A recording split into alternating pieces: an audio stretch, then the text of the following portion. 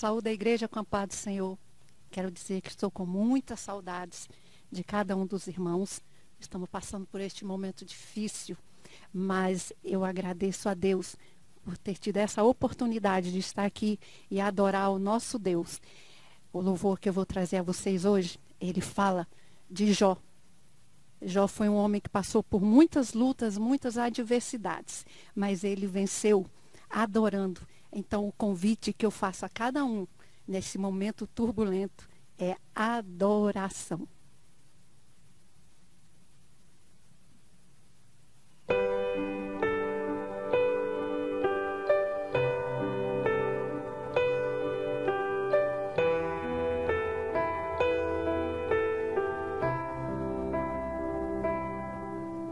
Jó, como pode ainda adorar se não tem motivos para cantar? Abandona este Deus e morre. Mas não adoro pelo que ele faz, nem menos por bens materiais. Eu adoro pelo que ele é, eu sou dele, tudo é dele. Jó, você não tem motivos, perdeu os seus bens, seus filhos, seus amigos. O que você vai fazer?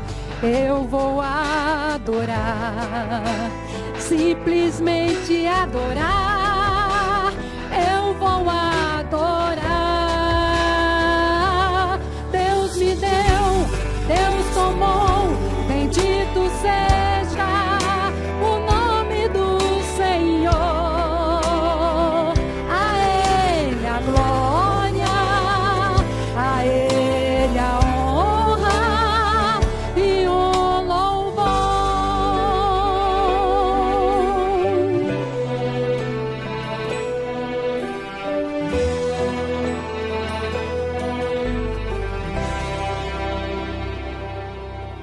Jó, como pode ainda adorar se não tem motivos para cantar?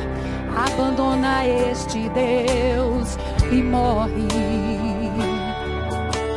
Mas não adoro pelo que ele faz, nem menos por bens materiais. Eu adoro pelo que ele é, eu sou dele, tudo é dele. Jó, você não tem motivos, perdeu os seus bens, seus filhos, seus amigos. O que você vai fazer?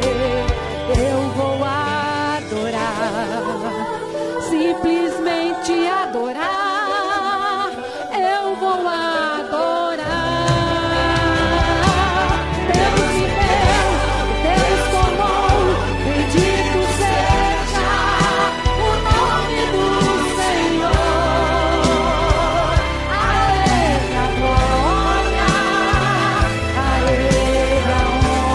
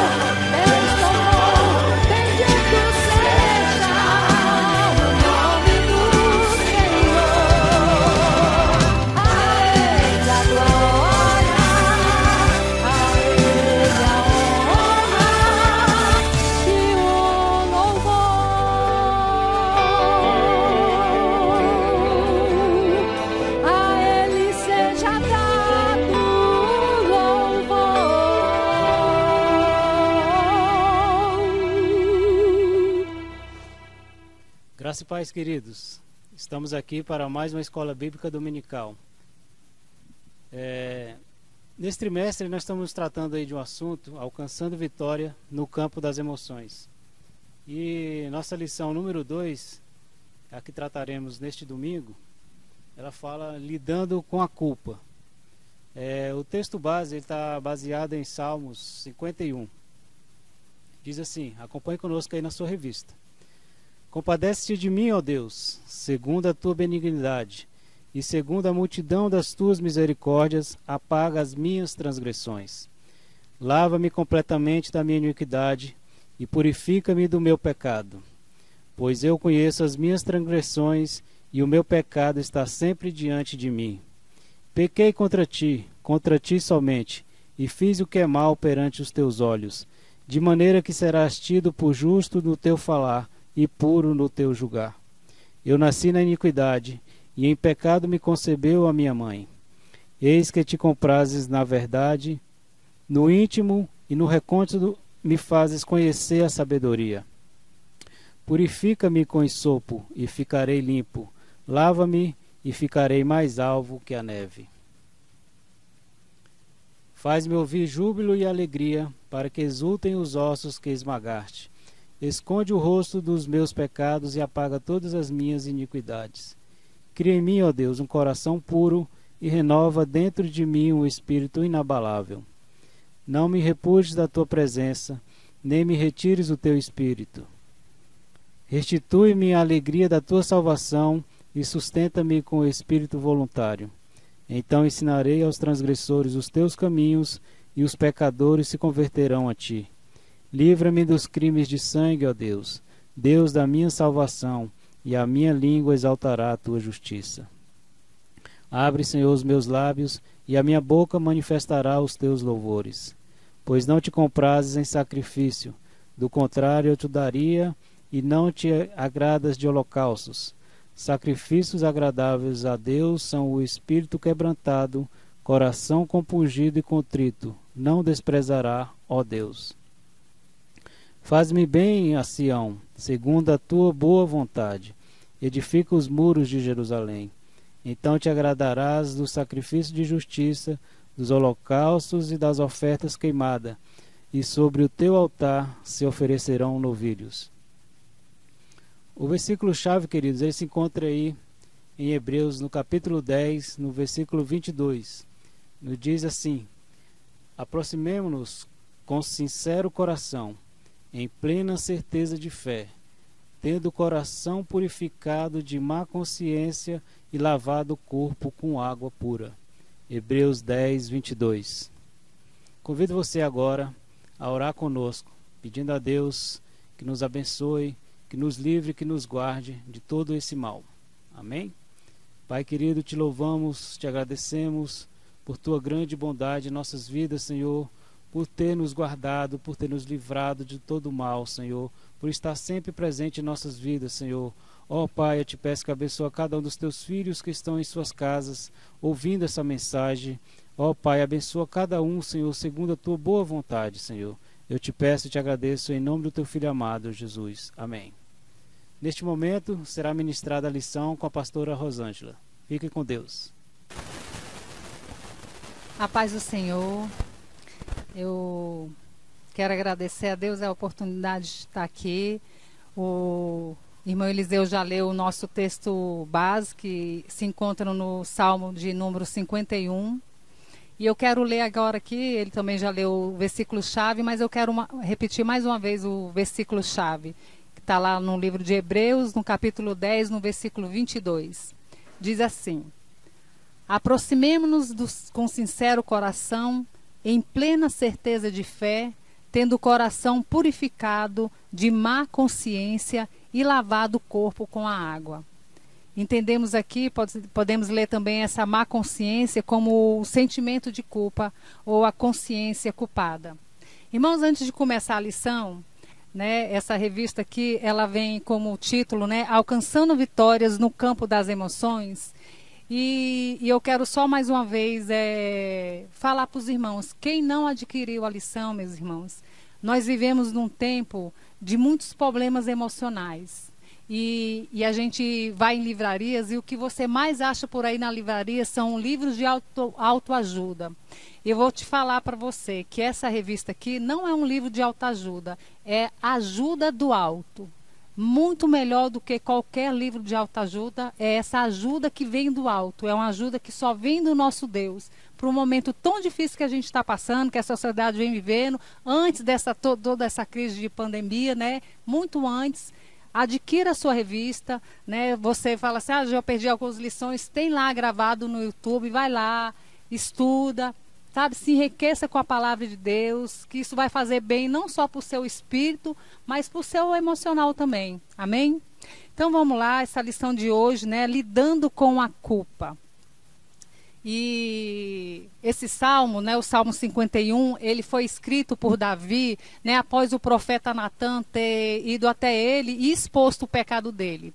Davi, ele sente a culpa pelo seu pecado, então ele totalmente arrependido, ele escreve esse salmo. A lição ela vem tratar, né, do alcance da vitória no campo das emoções sobre o aspecto, como eu já disse aqui, da culpa. A lição ela vai trazer dois tipos de culpa, né? Uma culpa que é saudável, que é a culpa que é aquela que vem quando nós pecamos, né? Cometemos um erro, né? Fazemos algo que não agrada de Deus, vem aquele sentimento ruim, aquela, poxa, errei, e aí vem um sentimento de culpa. E a outra culpa que a lição traz é a culpa doentia, que é uma culpa que nós carregamos mesmo tendo confessado o pecado e abandonado, né? Mas o fato é que Deus, ele quer que a gente abandone qualquer peso de culpa. Nós temos na lição também, podemos ver o que é a culpa, né? A culpa é responsabilidade por ter criado ou produzido algo, ou que provocou um prejuízo material, moral ou espiritual a si mesmo ou a outro, ou um delito, um crime, né? Então, a gente vê que é possível ter a culpa e não ter o sentimento de culpa. Às vezes alguém, quando faz algo errado, né, deliberadamente, ele fez porque quis, a culpa é dele, ele até se considera eu que fiz mesmo, e às vezes não tem aquele sentimento de culpa, que é a culpa que a gente falou que é uma culpa saudável, né, que é uma culpa quando a gente faz o que é errado diante de Deus. Mas existe, né, existe a culpa e o sentimento de culpa. O sentimento é o sofrimento obtido após reavaliação de um comportamento passado tido como reprovável por si mesmo. Então eu analiso aquilo que eu fiz, percebo que aquilo que eu fiz foi ruim e aí vem aquele sentimento de culpa, né? Mas esse sentimento, a gente já falou e eu vou repetir novamente, é bom. O ruim é permanecer nesse sentimento, com esse sentimento, mesmo tendo confessado, mesmo tendo aberto o coração para Deus, né? O ruim é carregar esse sentimento. E aí a lição vem trazer, diagnosticando o problema, né? No primeiro tópico aqui. Então, e eu sempre costumo dizer, né, que o primeiro passo para a obtenção de qualquer cura, né, para a gente tratar qualquer coisa, primeiro eu preciso reconhecer. Então, o primeiro passo, né, para diagnosticar uma culpa é reconhecer. É reconhecer que eu falhei, reconhecer que eu errei, reconhecer que eu magoei, reconhecer que aquilo não foi agradável. Então, o primeiro passo para diagnosticar um problema é reconhecer e aceitar o que fez, né? Não aceitar como algo agradável, mas aceitar como não querer botar panos quentes. Ah, mas é porque fulano, porque eu também sou carne, porque não sei. Não, eu errei e ponto. Então eu preciso, além de reconhecer que eu errei, eu preciso aceitar. Eu não posso botar, dizer, não, mas é porque o fulano falou assim, eu tinha que responder da altura. Não, eu preciso reconhecer, eu preciso aceitar, e isso faz com que eu aprenda um pouco mais sobre mim, né? Eu reconheço quem sou eu vou aprendendo a lidar comigo. Eu já sei que quando fulano chega e fala daquele tom, é melhor eu sair de perto porque eu vou dar uma má resposta e eu não quero. Ou então, eu já sei que quando eu saio atrasado, eu vou no trânsito, eu vou ficar com raiva de quem cortar na minha frente, eu vou falar um palavrão. a gente começa a aprender mais sobre a gente também. Então, a gente precisa reconhecer, a gente precisa aceitar, né, esse sentimento, e a gente aprende com isso também. Mas uma coisa essencial, meus irmãos, é aprender a liberar o auto-perdão.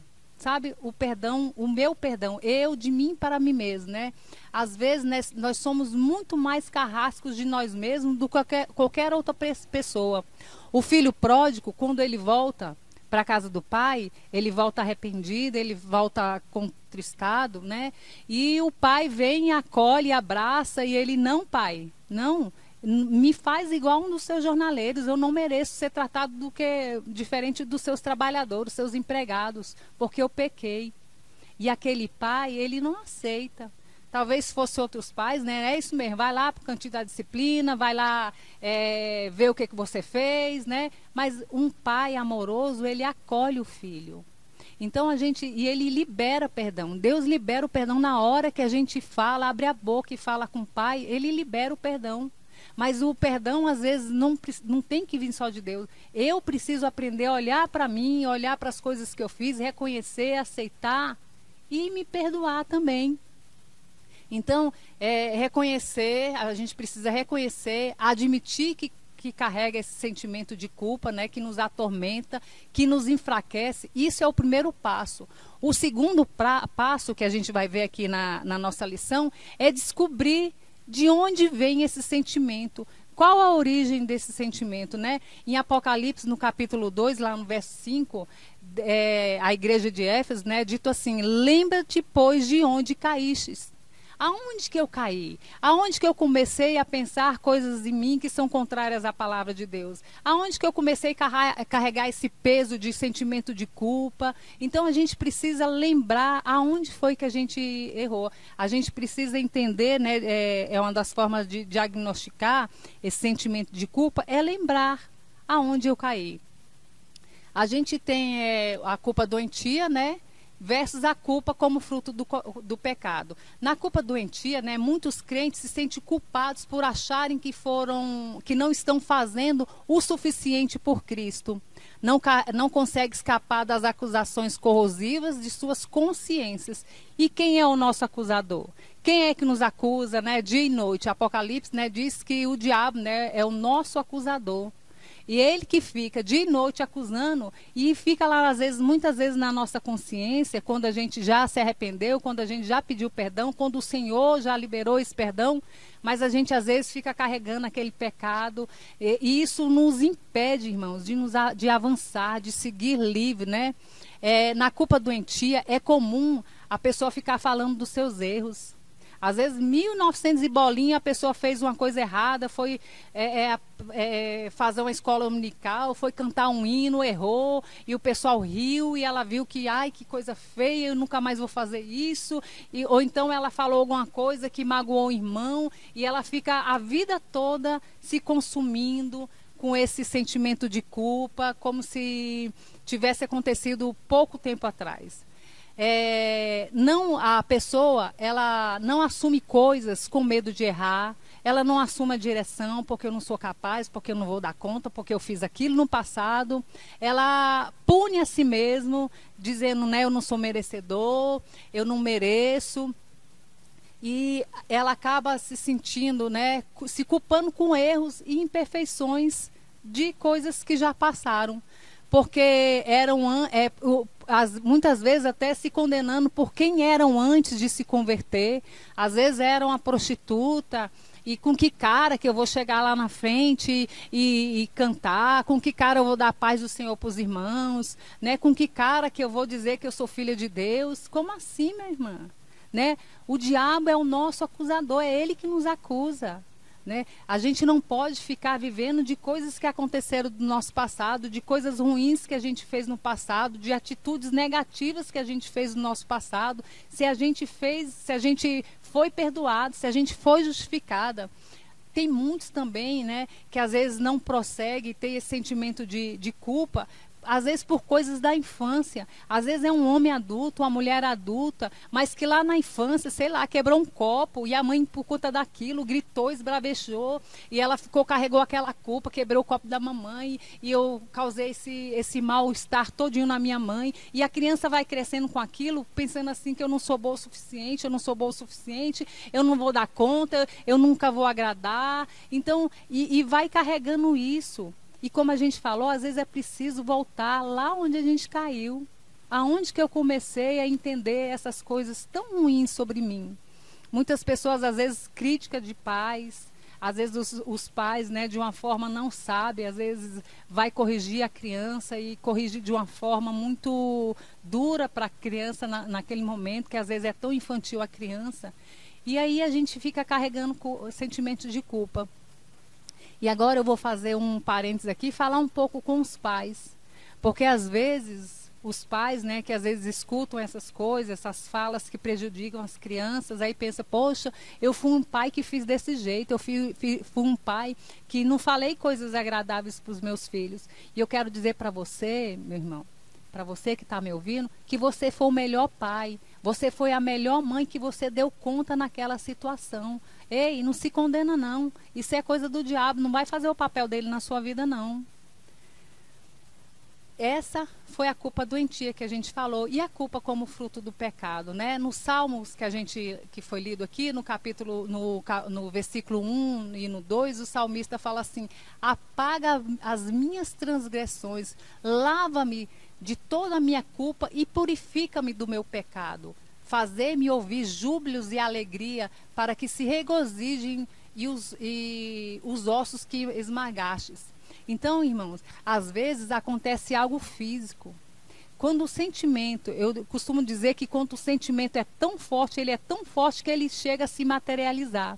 E tem muitas pessoas que falam assim, não, mas eu estou com isso, mas não é emocional não, é físico. A pressão subiu, é físico, você vai lá e mede, afere a pressão e ela está alta. Mas às vezes foi uma notícia que ouviu, e então às vezes o emocional é tão forte que ele se materializa. E aqui a gente vê o salmista dizer aqui no Salmo, por exemplo, Salmo 32, no versículo 3, ele diz assim, enquanto calei os meus pecados, envelheceram os meus ossos. Então, vê como questões emocionais, às vezes questões até espirituais, prejudica o nosso corpo físico quando não está andando de acordo com a vontade de Deus. E ainda continuando aqui no Salmo 32, ele fala assim, enquanto mantive meus pecados inconfessos, meus ossos se definharam e minha alma se agitava em angústia. Pensa que difícil, meu irmão.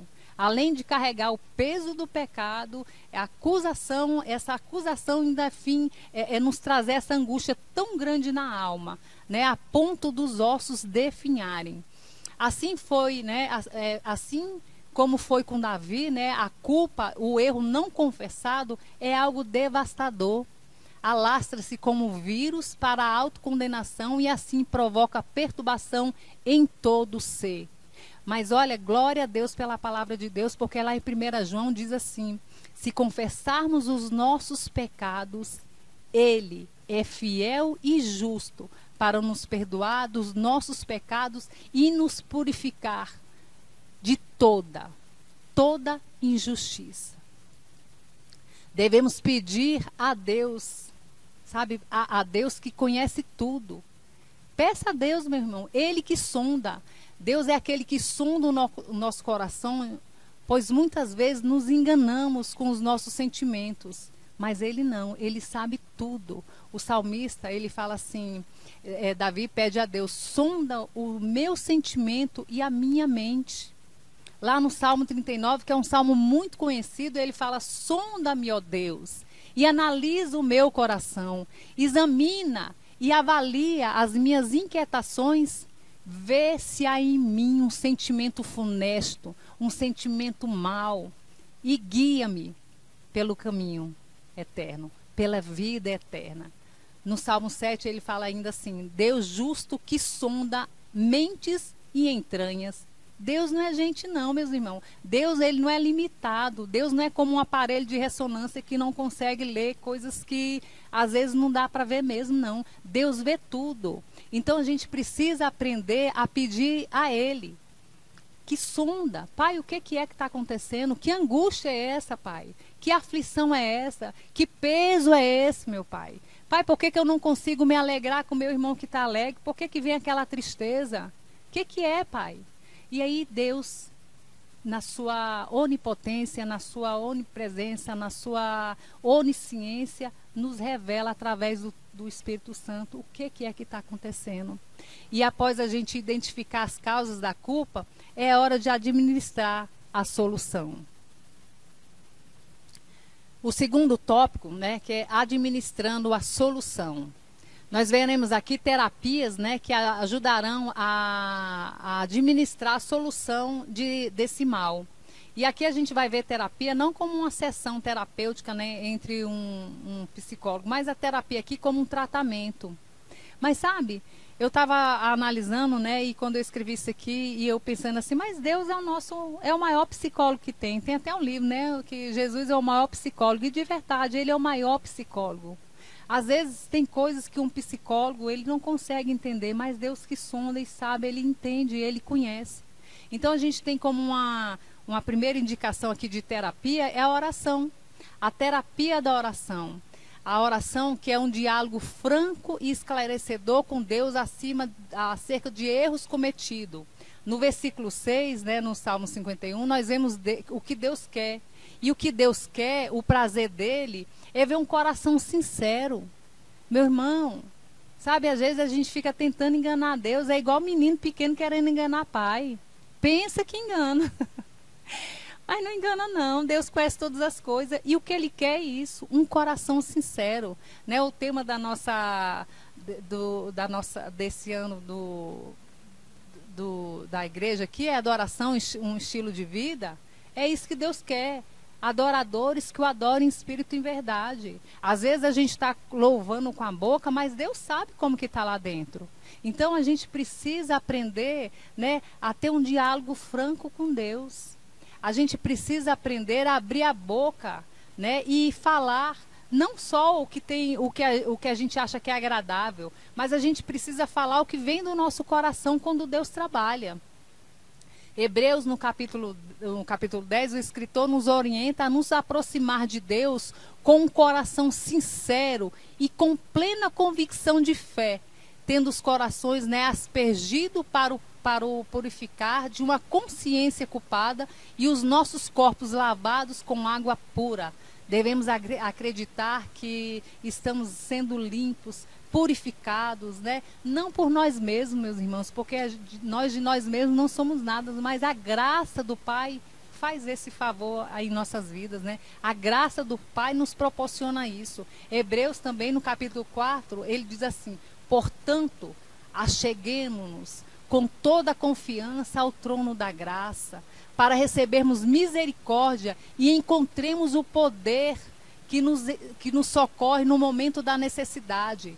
Se eu sinto culpa, eu não vou entrar com confiança nesse lugar.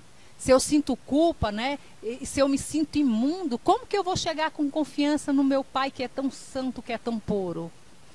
E Hebreus ainda no capítulo 7 fala assim: pois a lei jamais conseguiu aperfeiçoar nada, sendo, portanto, estabelecida uma esperança muito superior por meio da qual temos pleno acesso a Deus. E quem é essa?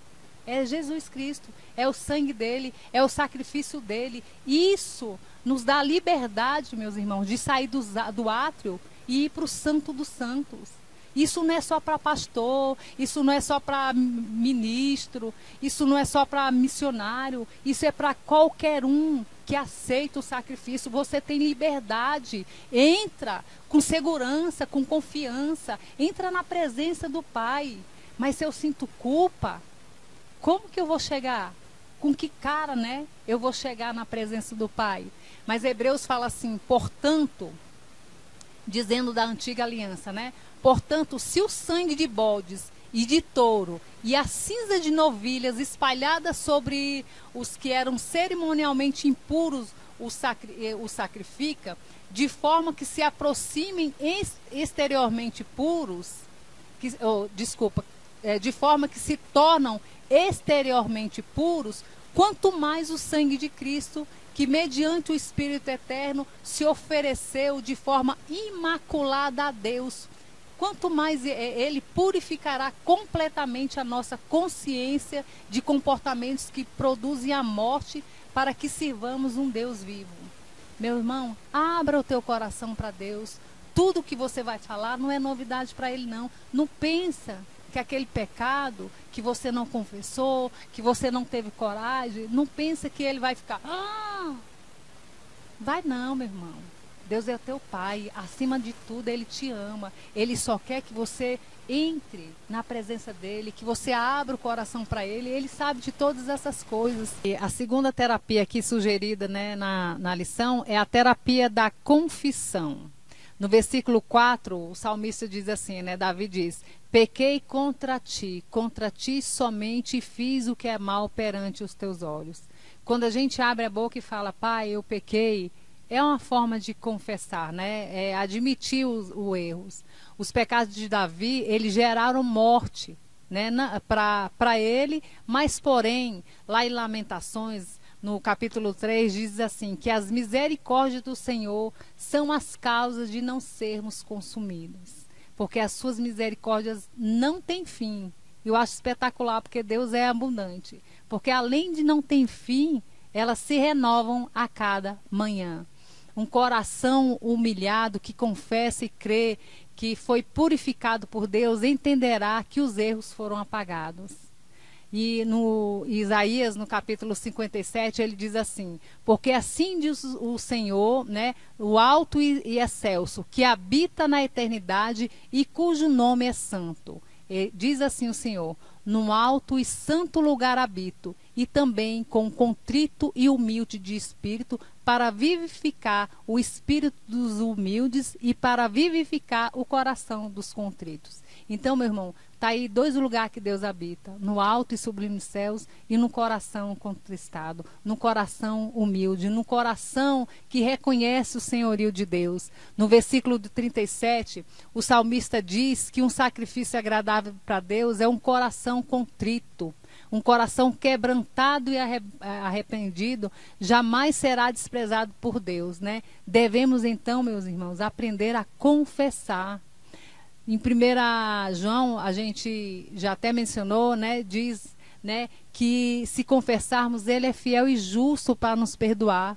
Né? E ainda em Isaías, ele diz também que ele não se lembra dos pecados apagados. Então, meu Deus, meus irmãos, se Deus não lembra, por que eu vou ficar trazendo à memória aquilo que não me traz esperança?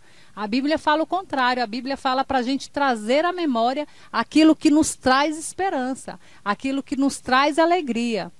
E com isso, né, com essas duas terapias, né, com a oração, com a confissão, né, com a rendição a nosso Deus, o resultado do tratamento é uma asepsia e descontaminação. Deus ele espera pela nossa confissão por meio da oração e após isso a gente vê essa cura. E agora eu costumo muito dizer, né, que às vezes fazer terapia, né, e esse tipo de terapia com Deus também é como lavar ferida. Quem já caiu de bicicleta, né? Às vezes a gente cai de bicicleta, vai com o braço no chão, aí fica sujo, é sangue, é terra, e aí a gente precisa fazer o quê? Lavar, não é? E lavar dói, não dói? Mas e se eu não lavar? Não vou lavar não, porque dói demais, eu vou enfaixar esse braço que eu não fico olhando para isso. Vai ficar muito pior. Então, asepsia, às vezes dói. Descontaminar, às vezes dói. Mas é necessário. Aí aqui na revista diz assim que asepsia e descontaminação apaga, né, que Deus lava, purifica. Esses são procedimentos eficazes e seguros por Deus. Lavar feridas dói, mas faz parte do tratamento. Quando lavamos, nós tiramos a sujeira de todos os cantos. Quando permitimos que o Espírito Santo faça o trabalho dele, o tratamento é completo. No Salmo 26, o salmista diz assim: examina-me, Senhor, e submete-me às provas. sonda sentimentos em minha mente. Vem, Senhor, vem fazer uma lavagem completa. Pai, vem abrir, às vezes, aqueles cantos no meu coração que eu não queria abrir. Quantas vezes a gente começa a falar de um determinado assunto e a pessoa fala, não vamos falar disso não, que isso me traz umas lembranças ruins. Meus irmãos, precisa ir lá naquele quartinho, tirar aquelas lembranças ruins, jogar água naquilo dali tudinho e lavar. E às vezes dá um trabalho fazer uma faxina dessa. Lá em Ezequiel fala da água que flui do santuário e que é purificadora. Essa água é Jesus. O Senhor é essa fonte que está lá a jorrar, sabe? É uma água que eu não preciso me preocupar, sabe? De estar jogando bastante água. O Espírito Santo é essa água que limpa, que purifica, que vai nos cantinhos, tirando toda a sujeira. Às vezes tem lugar que a vassoura não entra, joga a água, que a água entra, que a água limpa tudo. Não há pecado que Jesus não possa lavar. Não diminua, não limite o poder de Deus. Não pensa que, não, mas eu fiz isso. Não, mas eu fiz isso muitas vezes. O amor de Deus, ele é enorme, ele é grande demais. Ainda que o pecado fosse carmesim, diz a palavra, ele pode tornar mais branco, mais alvo do que a neve. Então, meus irmãos, a gente precisa aprender a permitir que seja feita essa asepsia, a permitir esse tratamento, a permitir essa limpeza na nossa alma. Sabe quando a gente limpa aquele cheirinho de coisa limpa, de coisa agradável, nos dá uma sensação de prazer, uma sensação de que eu posso seguir. Outra coisa que nos traz, né, além da asepsia e da descontaminação, o resultado dessa limpeza é alegria e voluntariedade. Sabe, é alegria e prazer, desprendimento. Os que tiveram os corações purificados de uma consciência culposa abrirão livremente suas bocas e entoarão louvores a Deus. Terão disposição. E por estarem, né, inculpáveis, né, mas eu preciso sentir, né, não é só na reunião de membros, né, a igreja nos aceitar, eu preciso sentir lá dentro que eu estou limpa, que eu estou pura, que eu estou purificada, não de mim, mas pela graça, pelo amor de Deus que me alcançou. E só assim, né, a gente vai poder demonstrar voluntariedade, que é o oposto de uma mente devedora. Uma mente devedora, ela não quer aparecer, né? Uma mente devedora, ela fica com medo. Se eu fiz alguma coisa que está errada, eu vou lá no culto, Deus me livre. O irmão vai poder revelar, eu vou sentir que todo mundo está olhando o meu pecado. Irmãos, a gente precisa aprender a nos livrar disso para a gente ser livre na casa do Pai, para a gente poder agir com alegria, que não sentir que nada está me amarrando, nada está me prendendo, eu posso ser livre, eu sou livre, porque glória a Deus o Senhor nos libertou. A gente precisa, né, como diz lá em Gálatas, que foi para a liberdade que Cristo nos libertou. Portanto, a gente precisa aprender a permanecer firme e não nos sujeitar outra vez ao jugo da escravidão. Meus irmãos, se o Senhor já fez a obra, se o Senhor já liberou perdão, recebe isso aí. Não pense que você é menor, não pense que você não merece. Se Deus diz para você que você merece, e às vezes a gente não recebe porque a gente não conhece o Pai que a gente tem. A gente não conhece o tamanho do amor do nosso Deus. Podemos concluir com essa fala, né? Com isso que nós falamos aqui de um assunto que é muito crucial na vida de todo salvo, que por estar em Cristo deixou as coisas velhas para trás e avança para aquilo que é novo, né? Assim como Paulo lá em Filipenses, ele diz assim: mas tomo a seguinte atitude, esquecendo-me das coisas que para trás ficam e avanço para as que estão adiante de mim, apresso-me em direção ao alvo, a fim de ganhar o prêmio da vocação celestial de Deus em Cristo Jesus. Por isso, todos nós que alcançamos a maturidade espiritual devemos pensar desta maneira. Porém, se em algum aspecto pensais de forma diferente, também quanto a isso, Deus vos esclarecerá. Então, meus irmãos, eu fico pensando, né, Paulo? Pensa, Paulo Paulo era um perseguidor da igreja. Imagina, né? Com que cara ele ia chegar e dizer, não, agora eu estou do lado de vocês. Sabe, Paulo nunca ficou olhando as coisas que ele fez. Ele diz assim, ó, fica para trás, ficou para trás. Eu sei quem eu sou agora em Deus, eu sei que eu sou uma nova criatura, eu sei o meu propósito, eu sei o meu chamado. Às vezes a gente não sabe, porque a gente não busca na palavra de Deus o que é o nosso propósito, o que é o meu chamado. E aí isso nos prende, isso nos impede de avançar. Paulo não, deixou tudo para trás, sabe? Deixou, se ele fosse ficar se lembrando das coisas que ele fez, perseguindo a igreja, agora estava a favor da igreja, ele não tinha avançado tanto, ele não tinha ido tanto. E quantos Paulo que nós temos aqui, que estão presos, que estão amarrados, porque fica o tempo todo, sabe? Igual a mulher de Ló, olhando para trás, aí vai virar estátua de sal, lembrando dos pecados que já foi perdoado lá para trás, que Deus nem se lembra mais. E a gente fica assim, nos atormentando com isso. O sentimento de culpa, ele nos paralisa, nos deixa presos no passado, nos impede muitas vezes, né, de seguir. E o remédio é o arrependimento sincero, meu irmão. Não é eu pedir perdão para o irmão, mas lá dentro com aquela raiva, sabe? Com Deus é sinceridade, porque Deus conhece, Ele sonda o coração.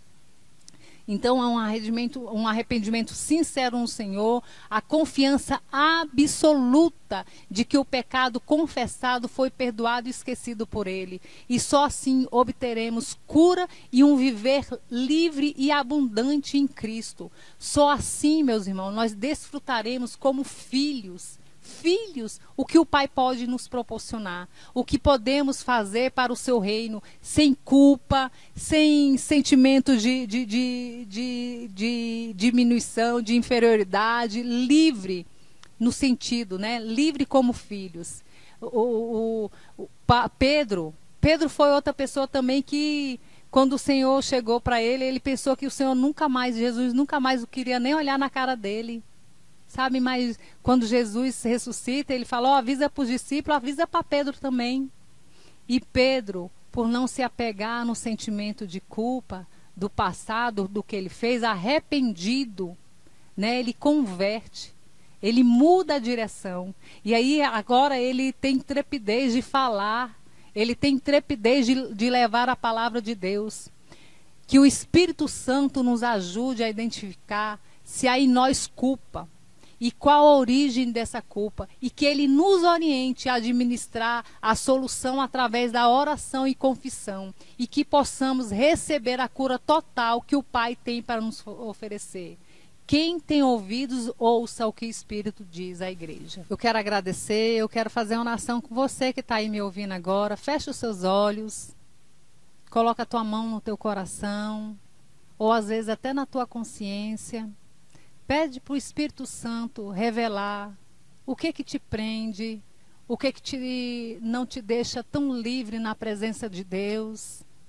Pai querido, Senhor, em nome de Jesus, ó Pai. Senhor Deus, Tu contemplas, ó Pai, Tu sabes de cada vida, papai. Senhor Deus, Tu sabes, ó Pai, de cada um que está ouvindo, Senhor Deus, essa palavra neste momento, ó Pai. Senhor Deus, entra, Pai, com Tua mão poderosa, Pai, com Teu agir. Senhor Deus, Tu sondas, ó Pai, conhece o coração do Teu filho, ó Papai. Senhor Deus, revela, Pai. Senhor Deus, onde há, Senhor Deus, onde precisa ser revelado, Papai. Traz à luz, ó Pai, o que está na escuridão, papai. Abençoa, Pai, que possamos, ó Pai, sempre, Senhor Deus, nos atentar, Pai, para o teu cuidado, ó Pai. Senhor Deus, para, Senhor Deus, sempre lembrarmos, ó Pai, que Tu é um Deus que cura, Pai, qualquer ferida, Pai. Pai, feridas no corpo, Pai, ferida na alma, Papai, ferida nas emoções, ó Papai. Senhor Deus, entra com a Tua mão poderosa e vai curando, Papai. Senhor Deus, que possamos, ó Pai, ser sensíveis à voz do Teu Espírito Santo, Senhor Deus, e reconhecer, Papai,